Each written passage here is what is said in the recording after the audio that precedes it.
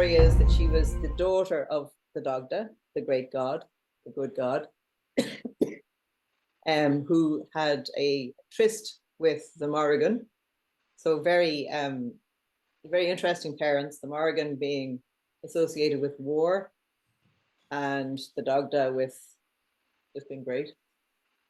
She was then, she married Bress, who was, as Tom said, central to the story of the Battle of Moytura, when King Nua's arm was injured. He couldn't be king any longer because the rules were that you had to be perfect to be a king. And Bress the Beautiful took over. However, Bress wasn't particularly honest. His good looks betrayed a pretty black heart. He was half Mauryan, and Bress kind of sold out the people, and then it led to the situation got into another war. Now, Brigit had a son called Rudon, which means little red-haired one, and it's not really told very well in the story, but something happened that Rudon took on Gubnu, who was the god of smithing. He made all of the really great, beautiful swords and so forth that the Dadanans used for warfare.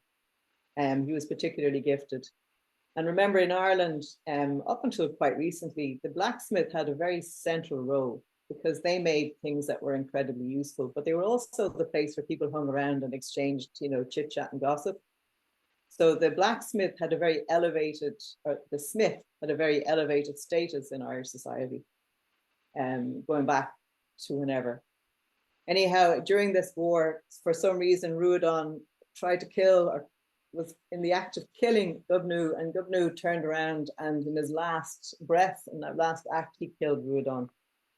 And out of that, Brigit was absolutely distraught, possibly by the fact that Rudon had done such a terrible thing, but also that he was now dead.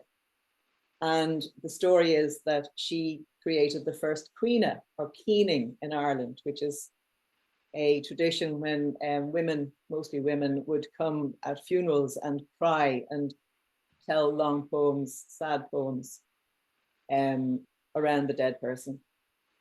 So she instigated the first cuina of Ireland. Now, Brigit took over the role then of the goddess of smithing. I guess she had to, on account of Gubnu being wiped out. And she's associated in it. There's the other real reference to, just to say that there are very few stories attached to Brigit per se in the myths that I could find. The one I just told you was from the Laird Gabhla. There was a kind of, it's called Cormac's Gloss. He was a bishop, I think, in the 9th century around Cork, who kind of wrote up an encyclopedia of the who's who in Ireland. And under his Brigit entry, he said, yes, she was the daughter of the Dagda and the Morrigu, and she had her married Bress and had Rudon, but she was the goddess of the Fila, that the Fila, the poets in Ireland, honoured and worshipped her. She also had two sisters who were conveniently named Bridget and Brigit. The second Brigit was the goddess of smithing and of all ironwork and of metal. And the third one was the goddess of healing. And with healing came the care of the land. Brigit, as a goddess, was very closely connected with cattle. She had two magical bulls, well, the king bulls of Ireland. She had the strongest, biggest, baddest boar. And all of these attributes of her relate very strongly to how central cattle were in Ireland, how much the boar was associated with honor and strength and fighting, but also the meat of the boar was the champion's portion at feasting. And another attribute of the goddess was that she was pretty handy at turning water into things like ale or wine. when needed. Now, the story of Brigit, and another story actually about Brigit, this comes from the Scottish canon, was that Brigit was locked up by the Kaya, which I'll tell you about another time. The Kaya is represented as a sort of an old crone aspect of the goddess. And she would have continually renewed her life by, she'd be kind of reborn and grow up again. And the story goes that Brigit had been captured and locked up by the Kaya because Brigit brought spring, and she brought fertility, and she brought new life, and she brought all of those, you know, horniness as well, I think, but they didn't quite say it quite like that. So the kayak was fed up with her, you know, interfering with her kayaking type of things. So she had her locked up. But Brigit's brother,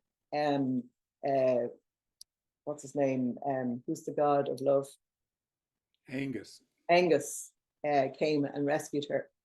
Or was it Ogma? Anyway, whenever Brigit broke out, that was the end of the dark days and the bad weather, and the spring came back. So the story in Scotland is that it was Brigit and the Kaya controlling the weather. So Brigit was pretty big in the Irish imagination, probably because whenever the Romans got into Britain, the Brigantine, the people who had a big tradition with Brigit, came to Ireland and possibly kind of like interpolated their Brigidness with our extant goddess or god pantheon or whatever. And then just very briefly, that Brigit, the goddess, became conflated with the presumably historical figure of Brigit, who became Saint Brigit, who we now have a feast day, thanks to some of the people who connected with the Bard, agitating for such a day, only in the last couple of years. The 1st of February, which is St. Brigid's Day, or Imbolc, in the old Celtic calendar. It's one of the fire festivals. Traditionally, it's the beginning of spring in Ireland. And there's a ton of traditions. There's hardly anybody in Ireland who wouldn't be able to tell you a Brigid story. Now, some of the stories are about the saint, but some of them are obviously have much longer and more ancient roots. So Brigit, the goddess, who is one of the patron saints of Ireland, we have 3, I think. We have Columkill, we have Patrick, and Brigit. We got ourselves a holiday, the 1st of May, and she's back. And so more stories of Brigit are emerging all the time. But the general gist of it is you can think of Brigit as being a mother goddess, come saint, who was very connected with fertility, with the land, with productivity, with knowledge. She was acknowledged as a very, very wise woman, with poetry, with music, with smithing, with brewing, and with all kinds of husbandry, including midwifery, if you can call that husbandry. So there's even a story that came out that apparently Brigit was around when Jesus was born, and she was the midwife for Mary. So there you go. She's conflated with Mary as well. She's the Irish Mary, as in the Catholic Church Mary, or the Christian, the Mother of Christ Mary. So there you go. She's larger than life. She's very much part and parcel of the Irish imagination, just now and for centuries. And of course, the tradition around St. Brigid is that people make crosses made out of reeds. It's actually it's an ancient pagan sun symbol, but it's been brought into Christianity. And the other one is that she passes through Ireland and blesses every household. And people put out what they call the Brat Rida, which is a piece of cloth. And as she passes, she blesses it. And this cloth then is a healing cloth. And many healers to this day still use their Brat Rida. It's often used in times when cattle are having difficulty at birth. The Brat Rida is brought in, placed over the cow, everything calms down, the calf is safely delivered, and so on and so forth. I can go on and on and on, and I won't, because Sandy said we don't have a huge amount of time. So I hope you have a taste for what the goddess come saint means to us. And best of all, we have a day off on the 1st of February. So what's not to love about Brigit? Could you tell very quickly the cloak, and then we will move on?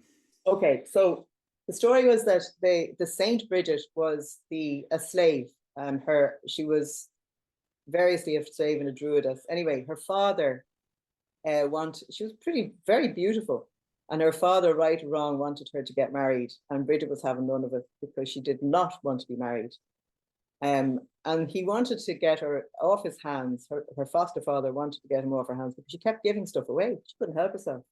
Every time he turned her back, she was giving another thing away. But often a miracle would appear, like she'd give away a couple of pigs, and then whenever the owner would turn around and count them, there'd be the right amount and possibly some more. Anyhow, on this one day, her father brought her to the local king to offer her. And while he went in to negotiate with the king, didn't she give away his best sword, a very beautiful sword? And when he came out, he was saying, you know what, I'm not even going to get you married. I'm just going to sell you as a slave. I'm done. And the king said, absolutely no way. She's got a wonderful spirit. And he gave her father an even better sword. Anyhow, Bridget got her way. She went to found a monastery, and she didn't have much. She only had a small bit of land in Kildare, beside this big oak, which is an old an old goddess fire site.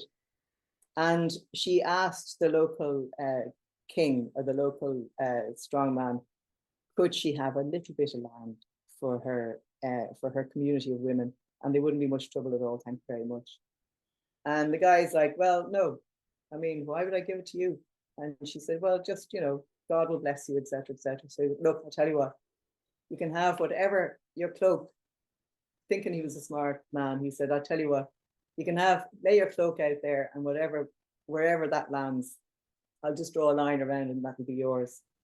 And Bridget said, right, you are. So, and she gave her cloak to three of her company, and they ran with the corners of the cloak, and they cover the whole Curragh of Kildare, which is an enormous place, a very, very ancient grassland that's been 4,000 years, I think, or 3,000 years, a plain, a very flat plain, which is now also a race course.